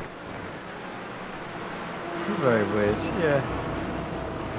Well, is there any... do we know the reason why it's late? I guess, like, sponsorships, I suppose. For me, it's always going to be Twin Ring because it's got the oval that sort of goes over the top of the circuit, doesn't it, at points? Yeah, exactly. I was looking for it for ages on the iRacing menu when we were looking at the session times, and then all of a sudden I couldn't find it. Taylor Adams has just been overtaken by Dominic Brennan here. Dom Brennan going past... oh, I think actually, no, sorry. I think Dom's just blinked in and out a little bit. I do apologise. Hats off to Simon Price in the chat. He's just said it's a crisp performance by the Seabrook boys in the Minardi Sim Sport cars. Can't believe we've not thought of that one before, actually. Still, we were looking at Simon Povey a minute ago. He's closing in on John Barnes here. Now, this is for position, so John doesn't have to roll over and let him go at this point. But I know that he'll be thinking about the fact that Simon's on a different strategy. He might be pitting himself very soon, might John. But Simon doesn't want to get held up here behind his McLaren driving counterpart. Just over 15.5 minutes of this race left to go here at Jerez. And Barnes into the pits. Perfect timing for Simon Povey, that, isn't it, Ed? Yeah, it really is. Very nice for Simon at this moment in time. I think just looking at everything around this race for Simon, it's just everything he's tried has just been just easy for him, hasn't it? Never struggled to get the pace in the car. Every single lap has been, I think, in the 48s. I don't think he's ever dipped up into the 49s, which is impressive, to say the least. Just his consistency as well, I think, is what sets Simon apart from pretty much every other driver, because he can do it over one lap, but the fact that he can do it consistently as well makes him so difficult to beat, especially in these longer endurance races where that consistency is just going to be your biggest strength. Oh, he sent me a screenshot a while ago, because I think it's VRS that he uses, but he uses this software to obviously match his lap, obviously look at his lap times and a bit of telemetry and data and so on when he's practicing. And he sent me a screenshot, and I think there was 8 laps at, I think it was for Spa, and he did 8 laps, bearing in mind it's over 2 minutes 20 seconds a lap in a GT4 car. There was 8 of them, and they were all within the same 100th of a second. The same 10,000th of a second. It was ridiculous. 8 laps, and they were almost identical, all of them. It's terrifying consistency, but you know, hats off to him. It's brilliant to watch. It really is. I know that, you know, we laugh and giggle sometimes and say, "Oh, stop it, Simon," but you know, you have to respect it. It's remarkable, and there will be people that say, "Oh, it's just the McLaren," but the McLaren, yes, it's a very good car, but it's a car that's on the edge, isn't it? It's a car that's risky. You know, it's one of those where if you can wrangle it, yeah, sure, it's quick, but you've got to be really on it to sort of not shred the tyres, to not use all the fuel in the world. You know, it's not a car that comes easily to people. Some drivers find those cars drivable, others really don't get on with them whatsoever, and it's just about the experience as well you have with the car, being able to drive it for the course of a season. I mean, we've seen drivers who switch cars at the start of a season, not getting along too well, and then over the course of the championship, they get to grips with it, don't they? And we see them not only develop their own racecraft, but also develop their knowledge and understanding of how the car's going to behave on them. Yeah. And that's, I think, something that we've seen, especially Simon as well, considering he's driven 3 of the GT4s. He started off in the Porsche, then moved to the Aston Martin, and then has switched to the McLaren. That adaptability helps you because you understand as well the strengths and weaknesses of the cars you're battling with, let alone the cars you're going to be driving. You can know, right, I've driven this car, I know it's going to struggle in these corners, that's where I can try and attack. Yeah, that's the thing, it's knowing your competitors, like you say, and I think one of the benefits of sim racing is that you can jump from one car to the next. You can test them all out, so long as you buy them, obviously, for iRacing. You could jump in and do so many laps around here and learn it for yourself where the strengths and weaknesses are. I mean, obviously it's dependent on driver, but if you've got the same driver, i.e. yourself, behind the wheel for all of it, then you know a direct comparison of where you might be quicker than some other cars. I don't know. We've still got these two glued to each other. We're going to, again, I say this a lot, but we're going to be looking at wedding venues pretty soon for Rob Sharp and Gary Toll. They're all over each other. But isn't this great to see these pair battling for a position inside the top 10? Because we've got Rob Sharp, who at the start of the season had 5 broken ribs, I think he said, and wasn't with us for the championship, and it would have been the first season where we didn't have him, and it's lovely to have him back on the grid. We've then got Gary Toll, who's again been one of the drivers with us since the very start, but so many technical issues in the last season and a half for him have really put him on the back foot, and he hasn't been having an easy time with it. You know, he's been struggling with certain events, and obviously the frustration of those technical challenges, and we've got both of these two glued to each other now inside the top 10. It's a lovely thing to see. It may just look like 2 Porsches circulating, having a bit of a lonely race, but just sort of keeping each other company at the same time. But honestly, this is a really sort of heartwarming sight for those that know the championship and know the league. Yeah, it is. It's wonderful to see that aspect of all of the drivers getting together and also battling with one another.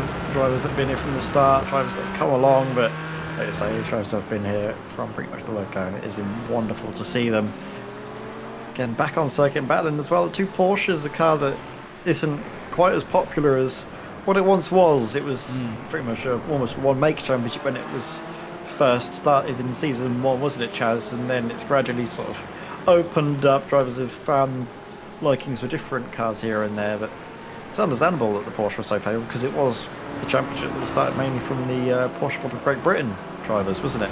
Yeah, absolutely. A lot of the drivers here from the Porsche Club of Great Britain Sim Racing Series, and that's where the boss man Andy Marston came up with the idea for Sim Racing magazine, and it's under his umbrella of the branding and the logo and everything that we still run today. He's got Gilles Gardner as well for Legends Racing just behind him. These two are having their own little scrap. But Simon Povey, currently in 7th place, is the man to keep your eye on when it comes to the pit stops. We'll look at them now. You can see that he's done 2 stops. Murphy, Johnson, Slight, Burns and Goffin all behind him have not stopped twice. Danny Lee and Dean Powell still right together. There's a second between the pair of them on circuit, so the flying formation has been held very beautifully by these guys. But just to put it into perspective, Danny Lee, even after 2 pit stops, is 22.8 seconds behind Simon Povey. It's just ridiculous. Absolutely ridiculous. Nils Kaur leads the way by 5 seconds at the moment, though. He is absolutely checked out in this middle stint, you know. He's done a really solid job here. Well, he has done very well. Building his advantage over James Holman, who, to be fair, James has also done a very good race as well, just managing it from the start until now. He's had a sort of understated performance, and that's what you need to have, I think, in these races. We saw him go toe-to-toe, didn't we, with the 2 Aston Martins and also with Taylor Adams, but so basically when he needed to get his hands dirty, he did, but I think now is the stage where he can mellow out a little bit and just guide it home, save the fuel if he needs to, but with currently in the tank, I don't think that's something too much to worry about at this moment in time. No, Dominic Brennan's been right on his chuff as well the whole time. It's good to see Dom back at full strength after his disconnect at Monza really put a dent in his championship. Like I said, that's the first time he's not scored points this season, as his PC does like to remind us that it's not completely fixed, but it's not as bad as it was. I mean, there was times at Monza where I was debating changing how many cars were on the timing tower on the left hand side of your screen just because he was blinking in and out that much. We've got Kyle Ridley here in 17th position. Holman and Brennan both in the pits before Nils Kaur. Nils Kaur manages another lap on top of what those guys have done in the BMW, and here's 2 more of his BMW driving colleagues, Ridley and Chalcraft, right together. There we go. Essentially game on. Kyle Ridley battling with the BMW up ahead. So Ben Chalcraft. There's plenty of drivers now making their way into the pits. A flurry of activity in the pit lane. Dominic Brennan and James Holman together on the way out, and I think Dominic Brennan's just been able to get the jump on him. Yeah, he has. He's just switched around on him. Dom Brennan in the Porsche ahead of the Mercedes now. In terms of the pit stops, he was stationary for 0.8 of a second less was Dominic Brennan, and that is going to be music to his ears right now. He's been trying to attack all race. He's constantly been right behind somebody as Dom Brennan, and now it's the hunter becoming the hunted as James Holman sits just behind. Simon Povey ahead of these guys by 12.7 seconds as we wait to see what once again Nils Kaur and Taylor Adams both do here, because these guys, as we saw at Road America, are both very good at saving fuel. So we'll see what they can do in the latter parts of the race. Rob Sutherland, the boss man at RD Simsport, in the chat. Good to see you, Rob. Hope you're well. He's saying, give him hell, Holman. And it'll be Hellman's all the way for Dominic Brennan right now. But that's just the source of his problems, you could say, James Holman. Hey. Hey. Oh, it was awful. Is mayonnaise a sauce? There's a question, because it's not called mayonnaise sauce, is it? Anyway, important things at hand. Yes, so. Nils Kaur down the pit lane for his second and final stop of the race. John Roberts' Mercedes there, and Toby John's McLaren. Unfortunately, Toby out of the race. Same with Philip Hopley as well. But we wait for Nils now. Oh, would you look at who's just come around the final corner? Simon Povey. Again, that's just a huge advantage that he has, isn't it, over the rest of the field. Nils Kaur's gotten the car up and rolling again, but the gap that Simon has is so great that, well, there's nothing that he's going to do. And now, as we enter the final 6 minutes, there is still a different leader for the race, and that is Taylor Adams. who has got plenty of time to Simon Povey, so if he is looking to save some fuel and is a bit marginal, he can afford to lose well over, well, let's have a look at this, around about 3 seconds a lap. Yeah. 2 to 3 seconds a lap in his pursuit of saving fuel and still finish ahead of Simon Povey. So if he needs to desperately save the fuel, the avenue's open for him. Yeah, 5.5 minutes to go. Just needs to be really careful with it, doesn't he? Still, big advantage for Simon Povey. He is 6 seconds ahead of Nils Kor. That gap isn't as big as I expected it to be, but he's made it work, hasn't he? As Ben Chalcraft and Kyle Ridley are having a right old ding-dong here. They've also got with them Matt Slight, who is recovering from his earlier spin in the race. It's been a bit of a story of the season for Matt Slight, hasn't it, unfortunately? He's always sort of on the comeback or on the recovery drive, but he's put in some absolute belters this season. It's a nightmare for him to see from down here, though, trying to see over the top of them BMW M4s, isn't it? So tricky, is it, just to spot your braking points when you're this close to those big beefy BMs. This is Mike Murphy battling away around the outside on the 777 with John Barnes. Look at them close together. Are they going to? Oh, I worried that we were going to see a bit of contact there as circuit moves from the right-hander into the left-hander, but Mike Murphy into that 9th place, and Taylor Adams does come into the pits, so like to see a change for the lead there. Look at this. Oh, please don't go through wide. I think that was discretion, the better part of Fowler there from Matt Slight. Definitely. Now he's actually going to focus on corner exit, trying to find a way through past the Melody Simsport car, but again, no way past. Taylor Adams now drops back behind Nils Kor, but I think he'll be able to slot in the midst of this battle with Dominic Brennan and James Holman. Oh, side by side with Holman on the exit of turn 1. The two of them glued to each other. I don't think Holman even knew he was there for a moment. Taylor Adams has to go deep on the outside of the next hairpin. He's going to try and get some sort of cutback. A double cutback on James Holman. Doesn't work this time. This is a godsend for Dominic Brennan because he can break away and try his very best to hold on to a podium position. Just looking at Dom's record for this season, he hasn't been on the podium since round 4 of the championship, so he will definitely welcome a podium result again. Like I say, he got 3 podiums in the first 4 races, and that last one was in round 4. But these guys now, if they're going to have a scrap, that is perfect for Dom and perfect for the team's championship as well. Just those extra few points, because don't forget, RD Simsport and Regenta Sim Racing are 5 points apart in the team standings.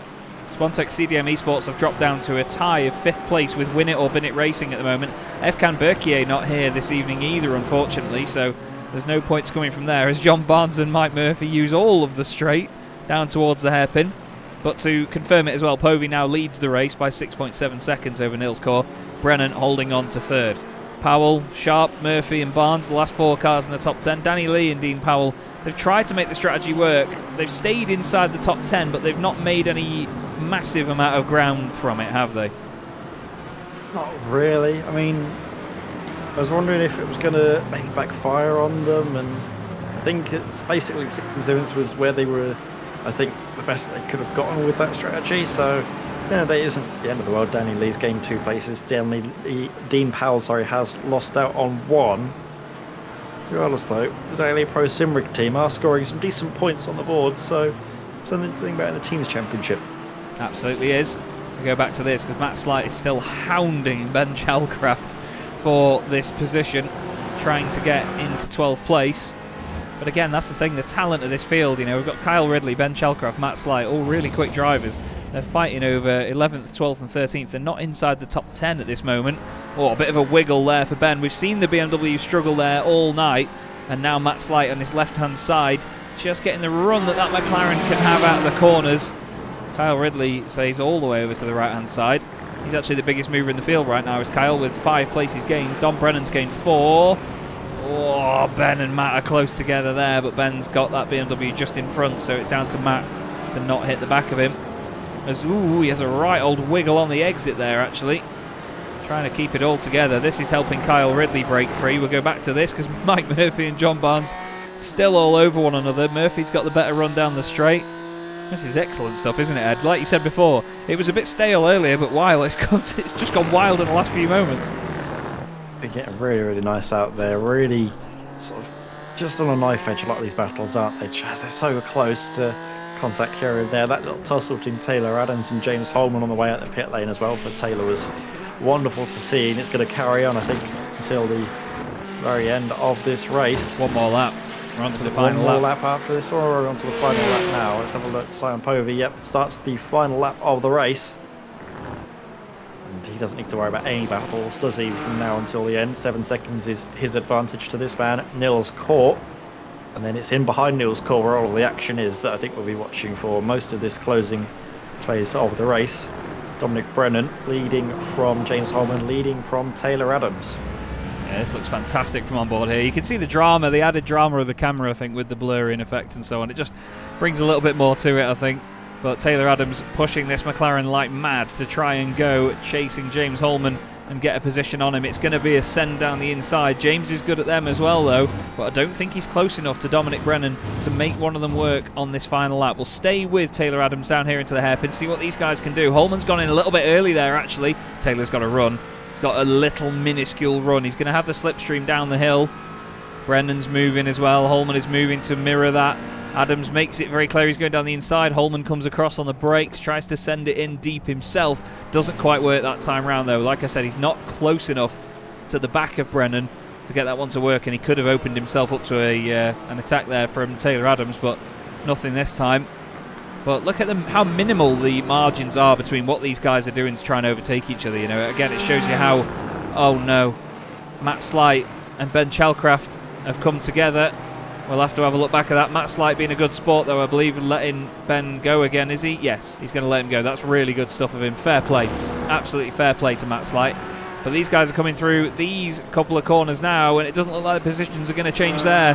But oh my goodness me, he's done it again, everybody. Simon Povey takes another win in the Sim Racing Magazine GT4 Challenge. That's his 6th win of the season in the McLaren for Spontex CDM Esports Pink. What a drive. And Nils Kort extends his championship lead over Taylor Adams. And Dominic Brennan, welcome back to the podium, my friend. 3rd place for Dom, Holman 4th, and Taylor Adams in 5th. Great drives by all those guys as well. Very, very tough stuff up near the front. Danny Lee and his teammate Dean Powell scoring big points there, Ed, in 6th and 7th places with Rob Sharp in the background. There we go. What a lovely race that was. It was calm at moments, but it really kicked off into life in the end, and we've still got a last little bit, but that little shake of the rear from John Barnes, I think, secures Mike Murphy a 9th place finish. Lovely stuff from the Minardi Simsport driver. Got some good points on the board as well for his championship. Absolutely. Mark Johnson around the final corner here, just in front of Stephen Burns. Stephen got a bit of a run on him there. Paul Goffin next up as well. And then Ben Chalcraft, actually. I want to quickly look back. Oh, no. I think Matt's just clipped the back of him there, actually. Let's have a look. Oh, this was even earlier. Wow, this was a lot earlier, so apologies. Oh, he's just clipped him part way around there, and then again. And then Ben's going to let the car... Oof. I mean, he did the right thing in getting the car out of the way, but maybe didn't know how close the guys were behind. And then hats off to Matt Slight, because he then let him go, didn't he? After that, Gary Tall's finished the race. Gary Tall finished down in 18th place. What on earth happened to Gary? Did he go in? Oh, he went in the pit lane again. Gary was in the pits for 50 seconds. I think he must have had a penalty on the way in or something. Ralph Meyer finished 19th. Dennis Van Beelen a little bit further down the order as well. He was in the pits for 55 seconds. I think the pit lane entry has caught people out there, you know, Ed, on a few occasions, as I think Povey's run out of fuel that much. He's getting a shove home now. Love that. Look at that. The teamwork and the camaraderie of the Sim Racing Magazine GT4 Challenge, they're all helping each other out. Yeah, Simon is just stuck it into neutral and getting a little bit of help along the way. Love that. Bit of a push. Brilliant stuff. Let's have a look at some results then, shall we? Simon Povey wins by 7.8 seconds. Another barnstorming result for Simon, and he finishes ahead of Nils Kort in 2nd position. Nils still great championship points. That's all he needed to do tonight. He didn't need to do anything more than that. Dominic Brennan finishes in 3rd, ahead of James Holman, as we see here, as they are right now. Great to see Dom back on the podium. Taylor Adams in 5th, ahead of Danny Lee and Dean Powell. Rob Sharp back in the top 10, ahead of Mike Murphy and John Barnes. It completes that top 10 as well. Next up was Kyle Ridley, with Mark Johnson behind him, and then Stephen Burns in 13th. Paul Goffin, as we saw a moment ago, crossed the line in 14th. Ben Chalcraft and the great sportsmanship there from Matt Slight actually cannot go underappreciated. That was brilliant stuff, Matt. We really do appreciate that. Christopher Smith dropped down far as well, actually, Ed. Same as Gary Toll. There were a number of drivers that, very under the radar, you know, no disrespect to them, dropped very far down in that race, unfortunately. We also then had Ralph Meyer in 19th place. Dennis Van Beelen completes the podium, points finishes, I should say. Then we also have Gilles Gardner in 21st, Martin Kenyon and Andrew Marston 1 lap down. Toby Johns, Philip Hopley and John Roberts did not complete the race. Well, it was feeling a little bit stale partway through, as we admitted. However, that turned out to be another corker of a race, did it not, Ed? It did. It really kicked off, especially that tail end. That battle for third place was wonderful, and it was great to see Dominic Brennan get back up onto the podium as well, have a nice little battle for it as well. Absolutely was. We're going to drag in a driver we've not spoken to in quite a while, actually. It was going really well up until that point, Gary. Unfortunately, not to be in the end. Was it a pit stop or pit lane entry or something?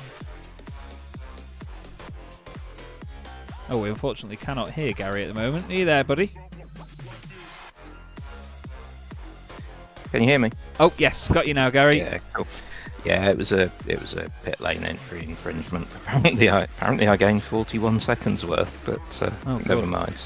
But I mean, I'll take the positives. I got through a race, and the start of the race with Rob was fantastic. It was quite nice to be able to put pressure on people. So yeah, I'm pleased, really. I was going to say there was a moment in the broadcast where Ed and I realised that you and Rob were battling together, and the fact that, you know, you'd both been through different challenges that meant you couldn't quite get the most out of your racing with us throughout the season. It was lovely to see you both together on the circuit. Must feel quite rewarding to sort of be just taking them steps forward now towards the latter end of the season. Yeah, absolutely, and it's always a pleasure battling with Rob. It was quite nice. I think the last time we fought, he was putting me under pressure, and I was still sort of trying to get to grips with why I hadn't got the pace I expected. But yeah, I mean, the whole field's great to race with, I have to say. Yeah, that's one of the real things that a lot of the drivers reflect. You know, it's such a great community behind the championship, not just off the track, but on it as well. You know, there's awesome respect. I mean, Matt Slight had a coming together there with Ben Chalcraft at the end, and he waited for him to get going again so he could give him the position back. It's just lovely stuff to see. Next time round, we head to... Well, we've got a week off, of course, which will be lovely for everyone. We go all the way to Australia and Phillip Island for some sprint racing. How do you feel about going there?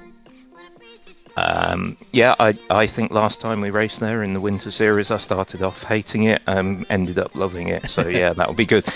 Only thing for me, I may not make that one, I'm afraid. But no. I will try.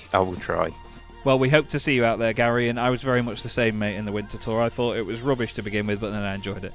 Is there anyone you'd like to give a shout out to before you go? Yeah, you guys, of course, Andy, the whole league, obviously Diane, she puts up with me doing all this, and of course Mr. Povey, who helps me all the time, so yeah. Lovely stuff, Gary. Great to speak to you, mate. Thanks very much for the kind words, and we'll speak to you in 2 weeks. Have a good week off.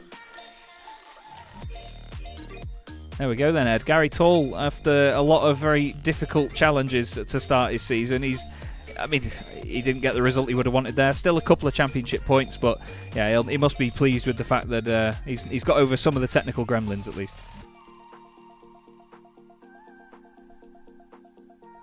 Are you there, Ed? Sorry, I had my mic muted throughout all of that. I was just going to echo what you said. It's nice to see that he managed to get through a race without any technical issues. Sure, it wasn't the result he wanted, but still, that's going to be a big milestone for him, and hopefully a sign of better things to come in the closing stage of the season. Definitely is, really is. And a driver that really tried to throw it out there with a strategy tonight by the look of it was this man, Danny Lee, who joins us in the box. Danny, first off, well done tonight. It was not an easy one to sort of stick with that strategy all the way through, but it looked like a lively race from where you were.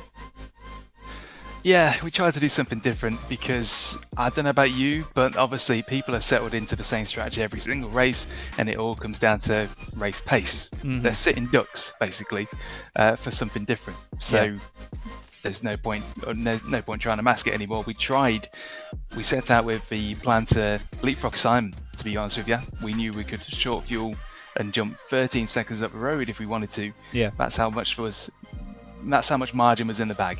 But Sam was just gone. He was just gone, no chance. And Nils, we thought he might be a bit too wily to fall for it, so we wanted to slot in between Nils and Taylor, Dom, James, and see if we could work as a team and build the gap up for one of us to snag that podium spot. But it just didn't fall the way we thought it would. Everybody's just too quick and consistent tonight. Well, that was it. It's one of those things. You can have a strategy in mind. We mentioned it on the broadcast, actually, that you can have an idea in mind to begin with, but you've got to adapt so quickly, especially as it's only an hour and only 2 pit stops as well. There's not a lot of leeway, is there, once you've got a plan in your head? No, and I'm quite surprised that the plan didn't backfire spectacularly. On the fly fuel strategies is not our strong point. I'm always messing them up, and they've always gone wrong for us. So I'm actually really surprised that it worked as well as it did. To slot in just behind Nils and just in front of Taylor means that we didn't take any more or less than we needed to. It was honestly quite a miracle that it actually worked so well, but ultimately it didn't really do much. Dean's pace was very, very similar to mine, which was great in one respect. Love to actually go around the track sort of arm in arm as a team like that. It feels great to sort of be kind of chatting to each other and just communicating throughout the race and be within sight of each other, but ultimately it didn't do anything with the strategy. So we ended up basically in 6 and 7, which is where we qualified and kind of settled, and can't look a gift horse in the mouth. It could have been a lot worse, but we did hope to kind of rustle everybody's cage a little bit. Yeah, it's fair enough. I mean, it was lovely to see the two of you sort of in flying formation throughout, even after the pit stops. You were still only a second apart, and Ed and I really respected that, because it's not easy to sort of choreograph it that it's constantly the same. But you and Dean have started to match pace more and more throughout the season, and it works better like that as a team, doesn't it? Where you're both in the same ballpark. It definitely does. His progress has been amazing over the years, because obviously I've been doing this for a lot longer than he has. But when somebody's got a talent, it just needs sharpening, and he's definitely done that over the years. That 4 years ago, it would have been unimaginable for us to be sort of in the same ballpark, because I had such a kind of advantage of experience over him. But for us to now be firing on all cylinders and be like a proper team in the same pace window, it makes every single league race like this a lot more interesting, a lot more to talk about, rather than just being kind of out of sight of each other and just kind of giving each other breaking news as we go along. It's much better to be there and actually enjoy the league race as a duo. Yeah, I certainly feel that. There's been a few times where I've raced in the past, and when you have your teammates physically around you on the circuit, I don't know, it just gives you that extra bit of comfort. It's that safe space around you. We've just got Simon Price in the chat saying, Danny's voice makes me feel like I'm always learning stuff. So you've clearly got that sort of tutorial voice about you, Danny. But it's been fantastic to hear your insights and obviously see you guys develop as the league goes on. It's great to have you guys in the championship. We've got a week off now, which I think a few people will welcome, before Phillip Island. How are you feeling about going there? Oh, we love Phillip Island. And obviously, by the way, thanks very much for that kind comment by the viewer there. Appreciate it. It is kind of what I'm going for. Get me angry though, and you'll see you'll hear a very, very sort of raw regional voice come out, and it's only happened once or twice. So I need to clip those streams and get them up on there, because it's hilarious. But we love Phillip Island. It's one of the original sort of tracks from back in the day. Love it. Fast, flowy. It should suit the Aston more than tracks have recently, because the Aston loves mid to high speed corners like that. We'll see. It's not been the most sharpest car, it seems, but we can't blame the tools. We just got to keep going and hit our consistent laps, do our best, and just hope that everybody else falls off one way or another. Well, that's it. You've got to just be in it to win it and keep pushing, I suppose. But it's fantastic to see the two of you, like I say, making your way through the series. Is there anyone you'd like to give a shout out to before you go? Thanks to Pro Simrig for obviously supporting our entry into the league. Thanks to you guys for the broadcast, do a great job. The admin for putting this league together and giving us something to race every week. And for the rest of the grid for their consistently good racing. We enjoy it. It's the reason we turn up, because we know we're going to get a good one no matter what we do. So thanks to everybody involved. Thank you, Danny. It's an absolute pleasure to have you, mate, and we look forward to seeing you in 2 weeks. Have a good week off. Cheers, and you. Thank you. Cheers. Well, Ed, Danny Lee, a big character in the series, a big character in general, to be fair. Fantastic guy to have in the series. And it's a shame that they didn't sort of have more from the strategy, but they showed that there is still the capability to roll the dice and not lose out from it, didn't they? Yeah, it was interesting to get that little bit of insight as well, that their plan was to try and leapfrog Simon and get ahead of him, but they just weren't accounting for Simon doing the exact same thing they were doing, of having that shorter first stop. And that was, I think, what was sort of the main thing that undid the plan for them. Still, though, did well to finish about where they could do 6th and 7th. Like Danny was saying, it didn't backfire, which is the main thing when you roll the dice. You don't want that to happen whatsoever. Absolutely. It's been another very, very intriguing night in the championship. Simon Povey now takes his 4th win in 5 races. The form that he is on at the moment is probably even stronger form than we saw way back in season 1 when he was fighting with you, Ed. It is just remarkable stuff from Simon. Obviously, great to have him back on board and doing that after missing a few rounds. But Nils Core extends his championship lead over Taylor Adams and goes into a week off with a very comfortable margin now. As we've also discussed, we're going to be back in 2 weeks' time for Phillip Island, where we return to a sprint racing format for rounds 12 and 13. Let's hope it's not unlucky for some as we head down under. Thanks very much for watching, though. Thanks very much from me, Chaz Draycott, and Ed May here on Chaz Draycott Media for the Sim Racing Magazine GT4 Challenge. Thanks once again to our sponsors, Oris Digital, Crockery Direct, Derbyshire Holiday Homes and Bespoke Shelters. But for now, enjoy the week off, everybody, and we'll see you at Phillip Island.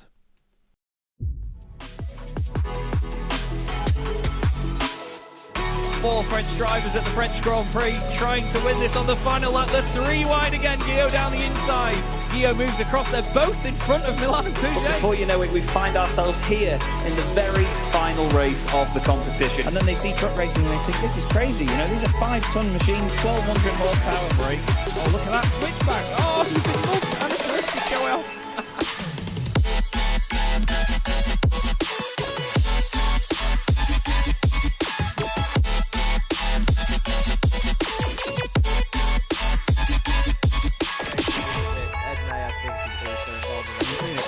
Back there, go on board with Ben Gregory now. I love it. 18.5 minutes gone. Senna Lanson tries to go for the race lead.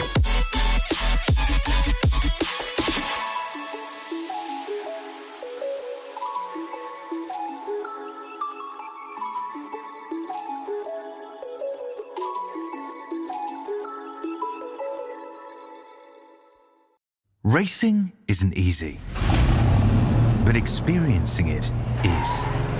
iRacing puts you in the driver's seat with the industry's leading sim racing game. Drive on laser scan replicas of the greatest racing circuits from around the world. Go head-to-head against other drivers chosen by skill-based matchmaking to ensure competitive racing at every level. Compete across all your favorite series. In officially licensed cars, engineered to deliver the most accurate driving experience possible.